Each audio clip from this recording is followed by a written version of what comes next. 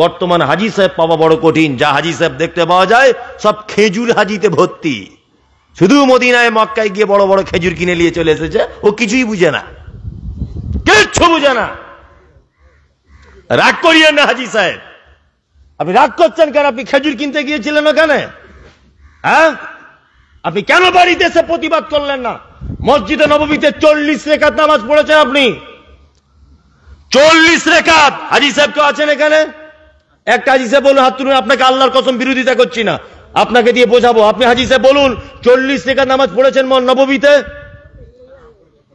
পড়তে পারেননি, কিন্তু 40 রেকাত পড়েছেন কিনা? অনেক মানুষ পড়েছেন। 40 রেকাতে এক ওয়াক্ত ইমাম সাহেব নামাজের পরে সবাইকে নিয়ে হাত তুলে দোয়া করেছেন। হাজি সাহেব বলুন, আপনি কেন বাড়িতে ইমাম সাহেবকে বলছেন না? কেন বাড়িতে এসে চুপ করে থাকলেন? পৃথিবীর সব থেকে দামি জায়গা তিনটে। কটা? তিনটা। এক হচ্ছে বাইতুল্লাহ অর্থাৎ মক্কা হারাম যেটা, আর একটা হচ্ছে মসজিদে নববী, আর একটা জেরুজালেমে আছে ফিলিস্তিনে মসজিদে আকসা। এই তিনটে জায়গাতে ভ্রমণ নেকির উদ্দেশ্যে করা যাবে। পৃথিবীর কোন জায়গায় নেকির উদ্দেশ্যে ভ্রমণ করা জায়েজ নেই। এমনি ঘুরতে যাবেন আলাদা ব্যাপার। ওই খাজা মঈনুদ্দিন চিশতি বলে দিয়েছে বইয়ের ভিতরে লিখে যে দরবারে খাজা বাবার কাছে গেলে আজমির শরীফে 7 বার গেলে একবার হজের নেকি হয়, 10 পয়সা দাম নেই। কথা মিথ্যা কথা। বুঝে 7 বার আজমিরে গেলে একবার নাকি হজের নেকি হয়, মিথ্যা কথা এটা। পৃথিবীর কোন জায়গা কোন মাজার এমন নেই যে মাজারে আপনি নেকির উদ্দেশ্যে যেতে পারবেন। 3টি জায়গা ছাড়া আর একটা অপশন আছে মসজিদে কুবা। আল্লাহ নবী সাল্লাল্লাহু আলাইহি ওয়াসাল্লাম বলেছেন, যদি কেউ বাড়ি থেকে হেঁটে মসজিদে কুবাতে গিয়ে 2 রাকাত সালাত আদায় করে, একবার কবুল উমরার সমপরিমাণ তার নেকি হবে। হাদিস সহিহ। বোঝার চেষ্টা করুন। পৃথিবীর দ্বিতীয় সবথেকে সম্মানী জায়গা, তার নাম মসজিদে নববী। যে মসজিদে 2 রাকাত সালাত আদায় করলে 1000 রাকাতের নেকি পাওয়া যায়। এই মসজিদে কোনদিন, আমিও আজ থেকে 10-15 দিন আগে 8 রাকাত নামাজ পড়ে, আপনার 40 ওয়াক্ত নামাজ আরো বেশি পড়েছি আমি। যাই হোক, আরো বেশি নামাজ পড়ে এসেছি আমি ওখানে। আজ থেকে 15 দিন আগে একটাও ইমাম সাহেব এক ওয়াক্তে নামাজের পরে বলল না যে সবাই একটু দোয়া করুন। আমাদের পশ্চিম বাংলার মাটিতে প্রত্যেক ফরজ নামাজের পরে দোয়া চলছে কি চলছে না? চলছে। এটা নবীর পদ্ধতি নয়। নবীর পদ্ধতি যদি হতো, পৃথিবীর দ্বিতীয় বড় জায়গা মদিনায়, পৃথিবীর প্রধান জায়গা মক্কায়, সেখানে দোয়া হতো। আপনি হাজি সাহেব হজ করে চলে এলেন, কই ইমাম সাহেবকে একবার বললেন না যে ওইখানে আমি এটা দেখে এসেছি, এটা তুমি কি করছো? হ্যাঁ, কেন বলতে পারলেন না? ইমাম সাহেব ওখানে তাকবীর দিচ্ছে, মুয়াজ্জিন আল্লাহু আকবার আল্লাহু আকবার, আশহাদু আল্লা ইলাহা ইল্লাল্লাহ, আশহাদু আন্না মুহাম্মাদার রাসূলুল্লাহ, হাইয়া আলাস সালাত হাইয়া আলাল ফালাহ, কদ কামাতিস সালাহ কদ কামাতিস সালাহ, আল্লাহু আকবার আল্লাহু আকবার, লা ইলাহা ইল্লাল্লাহ। ওখানকার মুয়াজ্জিন সাহেব তাকবীর দেয়, এই তাকবীর দেয়। আপনি বাড়িতে এলেন, আপনার ইমাম সাহেব তাকবীর, মুয়াজ্জিন তাকবীর দিচ্ছে, আল্লাহু আকবার আল্লাহু আকবার আল্লাহু আকবার আল্লাহু আকবার, আশহাদু আল্লা ইলাহা ইল্লাল্লাহ আশহাদু আল্লা ইলাহা ইল্লাল্লাহ। কেন আপনি ইমাম সাহেবকে প্রশ্ন করলেন না? এই আপনি হাজী সাহেব কেন প্রশ্ন করলেন না যে পৃথিবীর দ্বিতীয় বড় জায়গা, পৃথিবীর প্রথম বড় জায়গা মক্কাতে এই শব্দ দিয়ে তাকবীর হয়, একবার করে প্রতিটা শব্দ বলা হচ্ছে, তুমি কেন এখানে 2 বার করে বলছো? এই প্রশ্ন কেন আপনি করতে পারলেন না? তার মানে আপনার 4-5 লাখ টাকা বেকার চলে গেছে। দয়া করে বলছি, আল্লাহর কসম হাজী সাহেব, আপনার বিরুদ্ধে আমি বলতে আসিনি। আপনার উপরে এটা আমার আক্ষেপ, এটা আমার আফসোস যে আপনি সত্যটা কেন বাড়িতে আসার পরে বললেন না। এটা আপনার প্রতি আমার দুঃখ, আফসোস যে আপনি কেন বলতে পারলেন না যে ওইখানে এটা দেখে এসেছি আর তোমরা এখানে করছো কি। ওই জন্য আপনার কাছে বিনীত অনুরোধ, খুব সাবধানে থাকবেন, খুব সাবধানে। মক্কা মদিনাতে দেখে আসুন কেমন ইসলাম চলছে। খাজুর আনতে পেরেছেন, জমজমের পানি আনতে পেরেছেন, আপনি ওখান থেকে বড় জুব্বা আনতে পেরেছেন, আপনি ওখান থেকে তসবিহ দানা ফুটপাতে বিক্রি হয় কিনে আনতে পেরেছেন, সবকিছু আনতে পেরেছেন, অথচ সহি হাদিস আনতে পারেননি। হাজী সাহেব, আপনার জীবনের এটা ব্যর্থতা, আপনার জীবনের এটা ব্যর্থতা। বিনীত অনুরোধ, হাসিয়েন না। আমি যে কথাগুলো বলছি একবার ভেবেচিন্তে দেখুন, দেখুন একবার ভেবেচিন্তে দেখুন। জোরে আমিন বললে নামাজে যদি ইহুদি হয়ে যায়, বুকের উপরে হাত বাঁধলে যদি সে ইহুদি হয়ে যায়, তাহলে তো আপনার 5 লাখ টাকা খরচা করে মক্কায় গেলেন, ওখানেও তো সব জোরে আমিন বলছে, আপনি ইহুদিদের সঙ্গে তাহলে নামাজ পড়ে চলে এলেন, এ তো কঠিন ব্যাপার। বলছে ওদের মসজিদে যাবি না, বলছে কেন? বলছে ওরা জোরে আমিন বলে। এরকম রিপোর্ট আছে না নেই? আছে। তখন ওই লোকটা এটা বললো না যে হজ করতে যাবো না, হজেও জোরে আমিন হয়? হয় কি হয় না হাজী সাহেব বলুন? হয়। তোকে আপনি তখন এটা কেন বলতে পারলেন নাই জোরে আমিন হবে না? মানে জোরে আমিন কাবা শরীফে থেকে এসেছি, জোরে আমিন মদিনা মসজিদে আছে, জোরে আমিন কাবাতে আছে, জোরে আমিন মানে মসজিদে আকসাতে হয়, জোরে আমিন মসজিদে বেলালে হয়, মসজিদে গামামাতে হয়, মসজিদে আপনার কুবাতে হয়, সব জায়গাতে জোরে আমিন হয়। হাজী সাহেব বাড়িয়েছে আস্তে আমিন বলে, হাজী সাহেব বাড়িয়েছে জোরে আমিন বলে না কেন? তার মানে বোঝা গেল হাজী সাহেবের ওখানে একরকম ঢং, এখানে একরকমের ঢং। রাগ করিয়েন না, কথাগুলো বাস্তব বলছি না অবাস্তব। আল্লাহু আকবার। মসজিদে আজান হচ্ছে, মসজিদে আজান হচ্ছে। আল্লাহ তাআলা কি বলছেন পবিত্র আল কোরআনে? ইন্নাস সালাতা তানহা আনিল ফাহশাই ওয়াল মুনকার ওয়া লা যিকরুল্লাহি আকবার। নিশ্চয়ই সালাত অর্থাৎ নামাজ নামাজিকে মন্দ কাজ ও কথা থেকে বিরত রাখে। আল্লাহ অন্যত্র আবার বলছেন, ইয়া আইয়ুহাল্লাযীনা আমানু, তোমরা যারা ঈমানের স্বীকৃতি প্রদানকারী, তোমাদের উপরে সালাত ফরজ করা হয়েছে নির্দিষ্ট সময়ে। কানাত আলাল মুমিনিনা কিতাবাম মাওকুতা।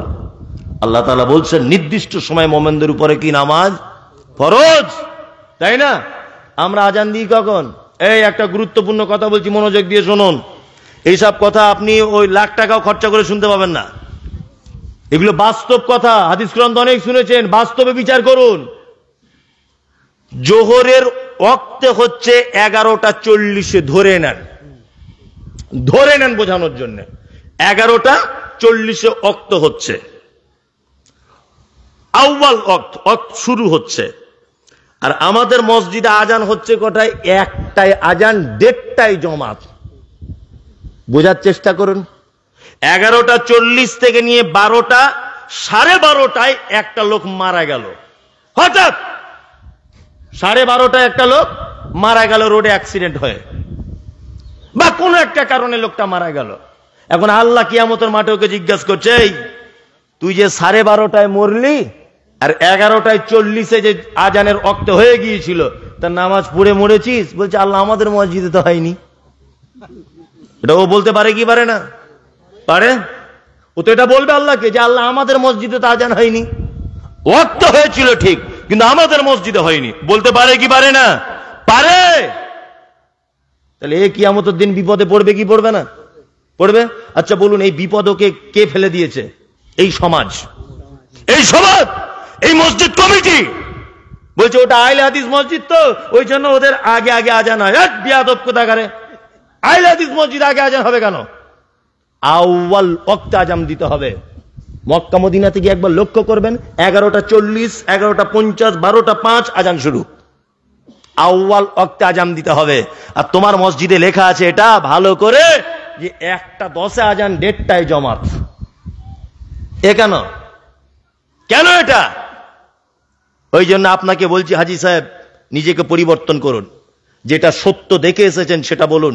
ইসলাম ওইখান থেকে উৎপত্তি হয়েছে, ওইখানের ব্যাপারটা এখানে প্রয়োগ করার চেষ্টা করুন। আপনি 4 লাখ টাকা খরচা করেছেন, টাকা যেন বেকার না হয়, এটা আপনার কাছে বিনীত অনুরোধ। টাকা যেন ফালতু না হয়ে যায়, এটা আপনার কাছে খুব বিনীত অনুরোধ আমার। আল্লাহ তাআলা কথা বলতে বলতে অতদূর চলে এসেছিলাম। আল্লাহ বলছেন, ইন্নাল্লাযীনা তাদউনা মিন দুনিল্লাহি ইবাদুন আমসালুকুম ফাদউহুম ফালিয়াস্তাজিবু লাকুম ইন কুনতুম সাদিকিন। আল্লাহ তাআলা বলছেন, তুমি তাদেরকে যতই ডাকো হেদায়েতের দিকে, সঠিক পথের দিকে, তারা কখনোই তোমার ডাকে সাড়া দেবে না। তোমাদের ডাকার না ডাকা উভয় কে সমান? ওয়াই সমান। আল্লাহ তাআলা তারপরে আবার কথা বলছেন, তাদের কি পা আছে যার দ্বারা তারা চলবে? তাদের কি হাত আছে যার দ্বারা তারা ধরবে? তাদের কি চোখ আছে যার দ্বারা তারা দেখবে? তাদের কি কান আছে যার দ্বারা তারা শুনবে? নবী, তুমি বলে দাও, আল্লাহর সাথে তোমরা যাদেরকে শরীক করছো তাদেরকে ডাকো, তারপর সকলে একত্রিত হয়ে আমার বিরুদ্ধে চক্রান্ত করতে থাকো, দেখি আমার কিছু করতে পারো কিনা। আল্লাহ কত বড় চ্যালেঞ্জ করছেন দেখুন। আল্লাহ বলছে, তোমরা যাদেরকে ডাকো, যে উপাসকদেরকে তোমরা আমার স্থানে বসিয়েছ, তাদের কোনো ক্ষমতা নেই, তাদের সব উপাসককে এক জায়গায় করো আর আমার বিরুদ্ধে যুদ্ধ ঘোষণা করো, দেখি আল্লাহর আমার বিরুদ্ধে তারা কিছু করতে পারে কিনা। পারবে? পৃথিবীর সব পীর সাহেব যদি মিলে মনে করে যে আল্লাহর বিরুদ্ধে যুদ্ধ চালাবো, পারবে? পারবে? পারবে না, অসম্ভব ব্যাপার। খুব সাবধানে থাকবেন। ইসলাম খুব সহজ এবং সরল, খুব সহজ। তবে এত সহজ নয় যে মোবাইলে 4টে SMS শেয়ার করে দিলে জান্নাত চলে যাবে। আছে না কিছু কিছু পোস্ট দেখা যায় মোবাইলে, হ্যাঁ, বলছে এটা নবীজির ব্যবহৃত জামা, যে 20 জনকে শেয়ার করবে সে ফেরদাউসে যাবে। ও ছবি তুলেছে কে? তোমার বাপ। বদমায়েশ কোথাকারে। 1500 বছর আগে আল্লাহ নবী সাল্লাল্লাহু আলাইহি ওয়াসাল্লাম পৃথিবী থেকে চলে গেছে। 1500 বছর আগে ক্যামেরা আবিষ্কার হয়েছিল? হয়েছিল? তাহলে এই ছবি কে তুললো? বলছে এটা মা ফতেমার কলসি পানি আনতেন। মোবাইলে দেখতে পাওয়া যায় না? আর মুসলমানরা নিচে লিখছে সুবহানাল্লাহ, আমিন, আলহামদুলিল্লাহ। ও মা ফতেমা, তোমায় এত ভালোবাসি। গাধা কোথাকারে। ওটা মা ফতেমা ওই কলসি করে পানি আনতো, তোমার বাপের ক্যামেরা দিয়ে ফটো তুলেছে? কোন ক্যামেরা থেকে ফটো তুলেছে? ওটা ক্যামেরা আবিষ্কার হয়েছিল তখন। MBBS ডাক্তার লিখছে আমিন, মানে ও কিছুই বুঝে না। কি বললাম বুঝলেন না? আল্লাহ আকবার। এইভাবে কি ইসলাম চলে? ইসলাম সহজ। তাই বলে এত সহজ নয় যে 4টে SMS শেয়ার করে দিলে জান্নাত। এত সহজ নয়। আল্লাহ আপনাকে আমাকে সকলকে সঠিক ইসলাম বোঝার তৌফিক দান করুক, আমিন। আপনার কাছে এবার সুমূল কথা নির্যাসটা আমি দুটো বলে দিয়ে যাচ্ছি। এক, জান্নাত যদি আপনি যেতে চান, আপনাকে শিরক থেকে দূরে থাকতে হবে। কি থেকে? শিরক। এটা আমি সব জায়গাতে ব্যাখ্যা করি যে আল্লাহর যে ক্ষমতা আছে, এই ক্ষমতা পৃথিবীর অন্য কারো আছে, এটা মনে করা শিরক। এটা মনে করা শিরক। আমরা কিছু শিরক করি, তবে পদ্ধতি উল্টো করে দিয়ে করি। ওই যে আমার সেলিম ভাই বলছিলেন যে এইটা অবশ্যই বলবেন, এটা অবশ্যই বলবেন। কি না, একটা লোকের মানে ওজন খুব বেড়ে যাচ্ছে, খুব ওজন বাড়ছে খুব। তা লোকটা ডাক্তারখানাতে গেছে। তা ডাক্তারবাবু বলছে, ভাই কি অসুখ বলুন। তা রুগী বলছে, আমার কোনো অসুখ নেই, শুধু ওজনটা বাড়ছে। তা বলছে পাল্লাতে উঠুন। পাল্লাতে উঠেছে, ওজন করে দেখছে মোটামুটি 85 কেজি হবে। তা ডাক্তার জিজ্ঞেস করছে, ভাই আপনি কি খান? তা লোক তখন বলছে, সকালে উঠে 20টা রুটি খাই আর 2 কেজি সবজি খাই। বলছে দুপুরে? বলছে দুপুরেও তাই। যে রাতে? বলছে রাতেও তাই। তাহলে সারাদিনে টোটালে 60টা রুটি খায় আর 6 কেজি তরকারি খায়, তাই তো? ডাক্তার দেখছে এর তো কোনো রোগ নেই, মেন রোগ হচ্ছে খাওয়া কমাতে হবে। ডাক্তার এখন ইংরেজিতে লিখে দিয়েছে যা লেখার। লোকটা ফার্মেসি নিয়ে গেছে প্রেসক্রিপশনটা পড়ে বলছে, ভাই তোমার কোনো ঔষধ লেখা নেই, এটা একটা পদ্ধতি চেঞ্জ করতে বলেছে। তো হচ্ছে কি পদ্ধতি? বলছে সকালে উঠে 10টা রুটি 1 কেজি তরকারি, দুপুরে 10টা 1 কেজি তরকারি, রাতে 10টা 1 কেজি তরকারি, আর 1 মাস পরে দেখা করতে বলেছে। তা লোকটা এইরকম ভাবে খাওয়া দাওয়া করে 1 মাস পরে আবার গেছে। এখন ডাক্তার বলছে পাল্লাতে উঠুন। পাল্লাতে উঠেছে, দেখছে আগের মাসে ছিল 85 কেজি, এ মাসে হয়েছে 90 কেজি। ডাক্তারও অবাক, রুগীও অবাক যে রুগী কমার কথা। তখন রুগী রেগে গিয়ে বলছে, আগের সপ্তাহে আপনি 1000 টাকা ফি নিয়েছেন, রেজাল্ট এই 5 কেজি বেড়ে গেল। হ্যাঁ, কি আপনি ঔষধ দিলেন? আপনি এক কাজ করুন, কড়া ট্রিটমেন্ট চালান। তো তখন ডাক্তার দেখছে কড়া ট্রিটমেন্ট তোর ব্যবস্থা করছি দাঁড়া। আবার লিখে দিয়েছে সকালে 5টা রুটি 500 গ্রাম সবজি, দুপুরে 5টা রুটি 500 গ্রাম সবজি, রাতে 5টা রুটি 500 গ্রাম সবজি। প্রথমে খেত কটা রুটি? 60টা। তারপরে কমে হলো 30টা, এখন কটা? 15টা। এখন ডাক্তারের কাছে আবার গেছে 1 মাস পরে, এখন ওজন করে দেখছে আগের মাসে ছিল 90, এ মাসে হয়েছে 1 কুইন্টাল, মানে 100 কেজি। ডাক্তার তো মাথা খারাপ, যে কেমন সর্বনাশ ব্যাপার। হ্যাঁ, এর ওয়েট লস হবে কি আরো তো লাভ হচ্ছে, বাড়ছে, কারণ কি? তখন ওই রুগী ডাক্তারকে খুব গাল দিচ্ছে, শুয়োর, কুকুর, মান্দর, ছোট লোক, আমাদের এলাকায় যদি পাই না তোমার পাছার চামড়া তুলে দিব।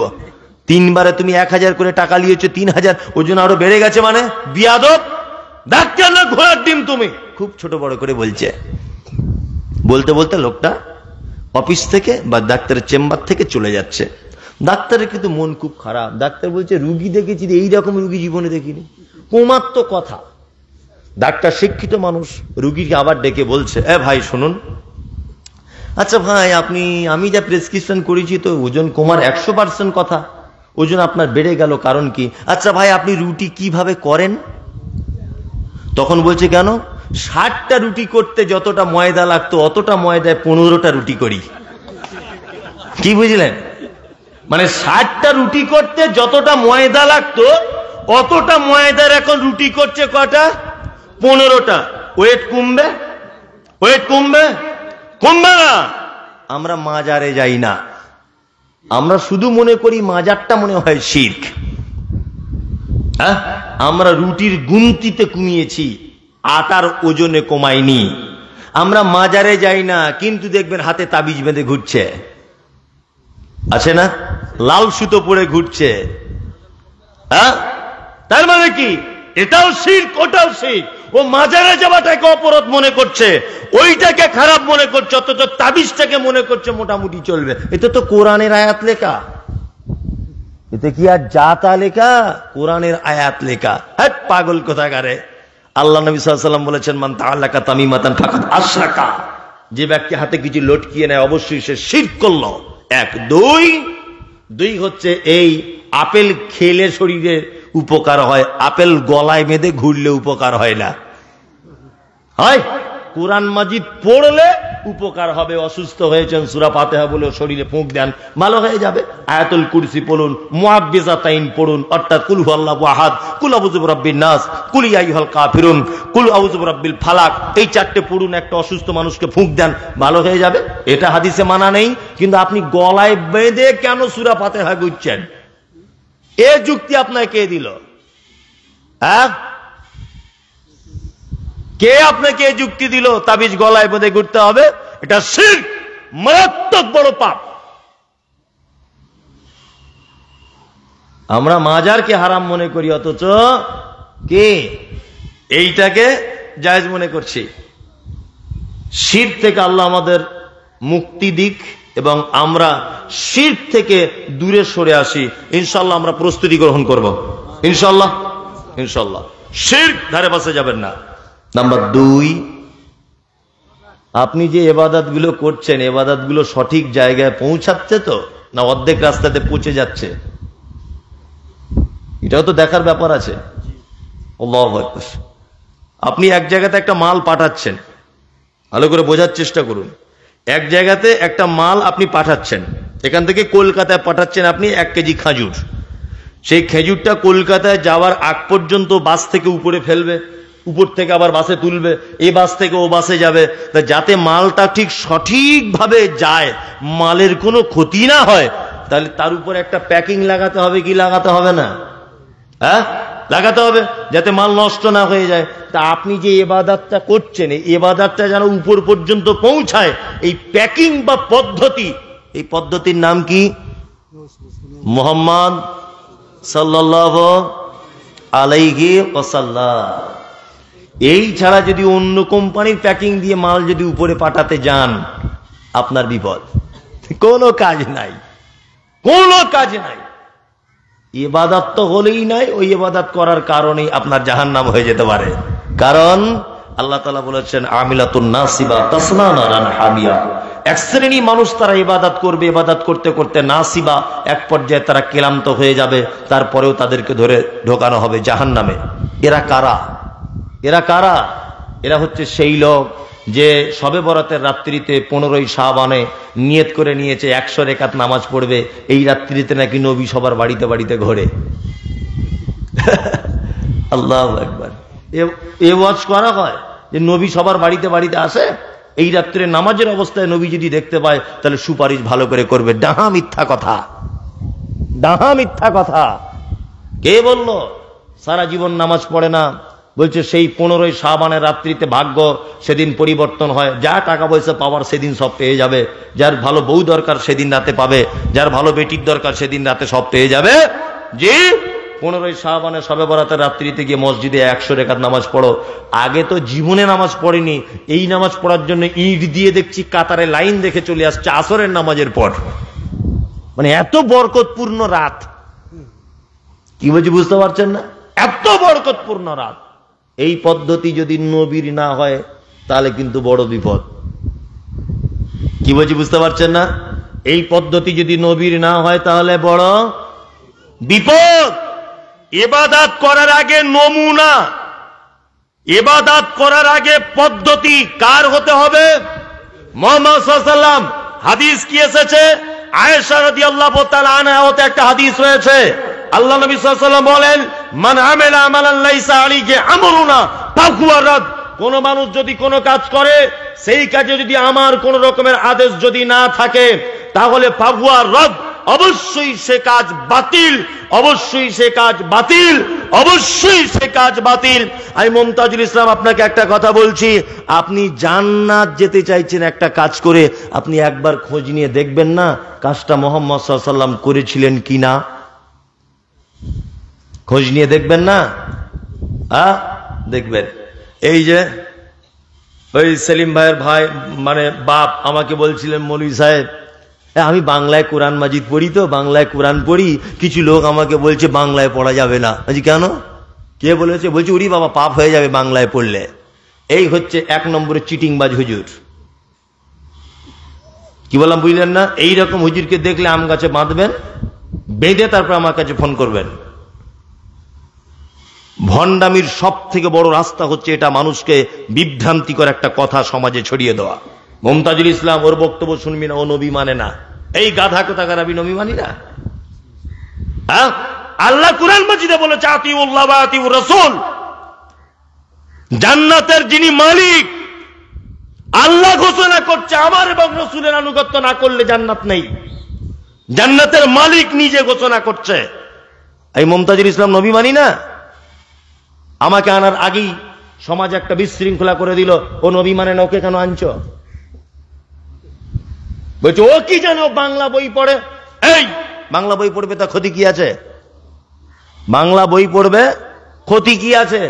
আল্লাহ পবিত্র কোরআনে তো কথা বলছেন, আমি প্রত্যেক জাতির যে যে ভাষার উপরে তার উপরে সেই ভাষাতে নবী পাঠিয়েছি, যাতে তার জাতির মানুষ বুঝতে পারে। কি বলছে বুঝতে পারছেন না? যাতে তার জাতি উপলব্ধি করতে পারে। তার একটা প্রমাণ আপনি পাবেন পবিত্র আল কোরআনে, জ্বলন্ত প্রমাণ। কি প্রমাণ? পবিত্র আল কোরআনে কিছু কিছু শব্দ এসেছে আলিফ দিয়ে। আলিফ, আলিফ জবর কি হয়? কথা বলুন। আ। হামজা জবর কি হয়? তা দুটোই যখন আ হয় তাহলে হামজার আলিফ দুটো, একটা যে কোনো আনতে পারতেন আল্লাহ, বা আরবি বর্ণতে যে কোনো একটা হতে পারতো, দুটো কেন? দুটো কেন? আলিফ জবর আ, আবার হামজা জবর আ। এটা বিভিন্ন গোত্রের বিভিন্ন ভাষা। আল্লাহ কোথাও যে শব্দটা আলিফ দিয়ে ব্যবহার করেছেন, অন্য জায়গায় আবার ওই শব্দটা হামজা দিয়ে ব্যবহার করেছেন। কারণ এটা এক একটা বংশের ভাষা আলাদা ছিল, তার প্রমাণ। মুর্শিদাবাদের লোক কি বলে? কুটি গেলি বলে না, মুর্শিদাবাদের লোক বলে। নদিয়ার লোক কি বলে? কুথি গেলি। উত্তর 24 পরগনার লোক একটা পল্লী ভাষা আছে আমাদের, কন্যে গিলি। এটা আমাদের গ্রাম্য ভাষা। মানে এক এক জায়গায় এক এক রকমের, তাই না? যেটা দিয়ে ধান কাটে ওটার নাম কি? কাস্তে। এই যে বলছেন কাস্তে, আমার ওখানে বলে কাস্তে, কিন্তু পাড়া গ্রামের একটা ভাষা কি আছে? কুচিয়া। কুচিয়াও মানে কাস্তে, কাস্তে মানে কুচিয়া, একই। এলাকা ভিত্তিক ভাষার ডিফারেন্স, তাই না? যেখানে আপনাদের মুরগি রাখে মায়েরা, ওই জায়গাটার নাম কি? খোয়ার। খোয়ার। আমার উত্তর 24 পরগনাতে বলে ডোব, খুলনা, কোথাও বলে দরমা, তাই না? এক এক জায়গায় এক এক রকমের ভাষা, তার মানে একই জিনিস বোঝায়, এলাকা ভিত্তিক ভাষার ডিফারেন্স, তাই না? তা পবিত্র আল কোরআনের সিস্টেম ঠিক তেমন, যেখানে যে শব্দ হামজা দিয়ে এসেছে ওই শব্দটা আবার কোথাও আলিফ দিয়ে ব্যবহার করা হয়েছে। এর থেকেই বোঝা যায় যে আল্লাহ সুবহানাহু ওয়া তাআলা যে গোত্রের কাছে নবীজিকে দাওয়াতের জন্য পাঠিয়েছিলেন সেই গোত্রের ভাষা অনুযায়ী, তাদের সংস্কৃতি অনুযায়ী কোরআন আয়াত অবতীর্ণ করা হয়েছে। আর এ বলছে বাংলায় পড়া যাবে না। আশ্চর্য ব্যাপার। আল্লাহ আপনাকে আমাকে সকলকেই সঠিক দিন বোঝার তৌফিক দান করুন, আমিন। অবশ্যই বিনীত অনুরোধ, বাংলা কোরআন মাজিদ বাড়িতে রাখুন। কালকেও বলেছে, যেটা বাংলা কোরআন মাজিদ বাড়িতে রাখুন, বাংলা হাদিস প্রয়োজনে কিনে রাখুন। আপনি সঠিক, আপনাকে পড়তে দেওয়া হচ্ছে না, ভয় দেখানো হচ্ছে বাংলা পড়লে অসুবিধা হবে, এই কারণে শিক্ষা মানুষের মনে প্রশ্ন জাগায়। তাই জি, কি বললাম বুঝলেন না? শিক্ষা মানুষকে প্রশ্ন করতে শেখায়। এই কারণে ওরা জানছে যদি পাবলিক হাদিস কোরআন জেনে যায় তাহলে আমাদের ভণ্ডামি কথাবার্তা চলবে না, মানুষ প্রশ্ন করতে শিখবে। কি বলছে বুঝতে পারছেন? আমি মমতাজুল ইসলাম বলছি, আপনি অবশ্যই অবশ্যই আপনি বাংলা বই পড়ুন, বাংলা বই থেকেই আপনি জ্ঞান অর্জন করুন। এই কারণেই তো ডাক্তার জাকির নায়েককে ফতোয়া দিয়েছে ডাক্তার জাকির নায়েক কাফের, কারণ ও মাদ্রাসায় পড়েনি। তাই আমি মমতাজুল ইসলাম বলছি, আমার মরণ পর্যন্ত আপনার কাছে চ্যালেঞ্জ থাকলো, ইমাম আবু হানিফা কোন মাদ্রাসায় পড়েছিল, মাদ্রাসার নামটা যদি কেউ বলতে পারে। ইমাম আবু হানিফা রাহিমাহুল্লাহ কোন মাদ্রাসায় পড়েছিলেন এটা বলুক, একটা লোক প্রমাণ করুক। ডাক্তার জাকির নায়েক মাদ্রাসায় পড়েনি বলে কাফের হয়ে গেছে? বলছে ডাক্তার জাকির নায়েক কাফের। এই বিয়াদব, কাফের কোনদিন মুসলমানদের সংখ্যা বাড়ায়? ডাক্তার জাকির নায়েকের বক্তব্য শুনে লক্ষ লক্ষ মানুষ ঈমান আনছে কি আনছে না? তার যে লোকের বক্তব্য শুনে মানুষ ঈমান আনছে সে লোক কাফের? এই ফতোয়া দিচ্ছে বিয়াদবেরা। আর জাতির কাছে বারবার একটা কথা বলছে, মমতাজুল ইসলাম আহলে হাদিস, ওরা দেওবন্দি, ওরা ফুরফুরা, ওরা আজমিরি, ওরা কাশ্মীরি। পাগল কোথাকারে। বলছে আমরা দেওবন্দি, বলছে আমরা আজমিরি, আমরা ফুরফুরা, আমরা নকশবন্দি, আমরা আজানগাছি। এইগুলো দল হবে কেন? আমি কারোর পক্ষে বিপক্ষে বলছি, দল হবে কেন? দেওবন্দ এটা কোনো দলের নাম হবে কেন? এটা কোনো মাযহাব হবে কেন? দেওবন্দ একটা জায়গার নাম, একটা জায়গার নাম নয়। কেউ বলছে আমি বেরেলভি, বেরেলি একটা জায়গার নাম নয়। কেউ বলছে আমি ফুরফুরা, ফুরফুরা তো ওই হুগলির একটা জায়গার নাম। কেউ বলছে আমি চিস্তিয়া, ওই যে খাজা মঈনুদ্দিন চিস্তিতে একটা মানুষের নাম। কি বলছি বুঝতে পারছেন না? কেউ বলছেন আমি আজানগাছি, কলকাতা বাগমারিতে আজানগাছির দরবার, ওটা একটা জায়গার নাম। জায়গার নামে কেন মাযহাব হতে যাবে? জায়গার নামে মাযহাব হতে যাবে কেন? মাযহাব যদি হয় মাযহাবের নাম হবে মোহাম্মদী, তবুও ঠিক ছিল। কথার লেগে বলছি বোঝানোর জন্য। যদি মাযহাবই আপনার না হলে আপনার আরাম না হয়, তা মাযহাবের নাম মোহাম্মদী দেন, কারণ আপনার নবী মোহাম্মদ। আপনি চিস্তিয়া কেন দিতে গেলেন? ওটা একটা সাধারণ মানুষের নাম। আশ্চর্য ব্যাপার। বলছে আমি দেওবন্দি, দেওবন্দ একটা জায়গার নাম, ওটা ইসলামের মানদণ্ডে মাপকাঠি হতে যাবে কেন? কি বলছে বুঝতে পারছেন না? এই সমস্ত ব্যাপারগুলো থেকে আপনাকে বিভ্রান্ত করে দিচ্ছে আরো, যে মমতাজুল ইসলাম ওরি বাবা ও আহলে হাদিস, আপনাকে ইনজেকশন দিয়ে দিল, ও আহলে হাদিস মানে একটা আলাদা দল। আপনার কাছে একটা ছোট্ট প্রশ্ন, এই প্রশ্নের উত্তর আপনাকে দেওয়ার জন্য বিনীত অনুরোধ। এই মুড়িওয়ালা ভাই 5 মিনিট দাঁড়িয়ে যাও। আপনার কাছে একটা প্রশ্ন, এই প্রশ্ন আপনার কাছে আমি রেখে গেলাম, এই প্রশ্নের উত্তর আপনার মসজিদের ইমাম সাহেবকে আজকে গিয়ে করবেন। হাজী সাহেব, এটা আপনার কাছে আমার অনুরোধ। এক, মুহাম্মদ সাল্লাল্লাহু আলাইহি ওয়াসাল্লাম পৃথিবী থেকে চলে গেছেন 71 হিজরিতে। 71 হিজরিতে আল্লাহ নবী সাল্লাল্লাহু আলাইহি ওয়াসাল্লাম পৃথিবী থেকে চলে গেলেন। এই না, সরি, 11 হিজরিতে, ভুল বললাম। 11 হিজরিতে আল্লাহ নবী সাল্লাল্লাহু আলাইহি ওয়াসাল্লাম পৃথিবী থেকে চলে গেলেন। ইমাম আবু হানিফার জন্ম কত হিজরিতে? 80 হিজরি। তাহলে আল্লাহ নবী সাল্লাল্লাহু আলাইহি ওয়াসাল্লাম চলে গেছেন, তার কত বছর পরে আবু হানিফার জন্ম? 69। তাই তো? এক, ইমাম আবু হানিফা মায়ের পেট থেকে নিশ্চয়ই ইমাম হয়নি, পড়াশোনা করতে হয়েছে কিছু। ধরে নেন উনি 10 বছর পড়েছেন, তাহলে 69 আর 10 হচ্ছে কত? 79।